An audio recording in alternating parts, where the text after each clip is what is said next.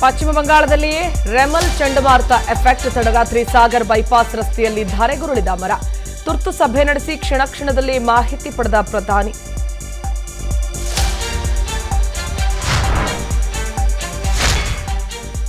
ಸಂಸದ ಪ್ರಜ್ವಲ್ ರೇವಣ್ಣ ಪ್ರಕರಣ ಎಫ್ಐಆರ್ನಲ್ಲಿರೋ ಪ್ರಮುಖ ಆರೋಪಿಗಳನ್ನು ಬಂಧಿಸದ ಎಸ್ಐಟಿ.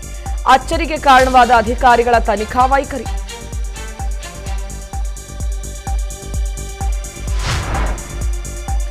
ಜೀವಜಲಕ್ಕೆ ಸೇರ್ಪಡೆಯಾಗ್ತಿದೆ ಚರಂಡಿ ನೀರು. ಯಾದಗಿರಿಯ ಭೀಮಾ ನದಿ ಮಲಿನವಾಗ್ತಾ ಇದ್ರು ನಗರಸಭೆ ಡೋಂಟ್ ಕೇರು. ಕುಡಿಯುವ ನೀರು ಕಲುಷಿತಕ್ಕೆ ಮಹಿಳೆಯರ ಆಕ್ರೋಶ.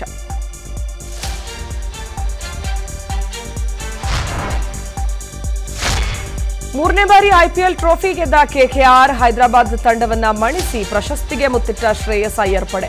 ಚೆನ್ನೈನ ಸ್ಟೇಡಿಯಂನಲ್ಲಿ ಹಬ್ಬದೋಕುಳಿ.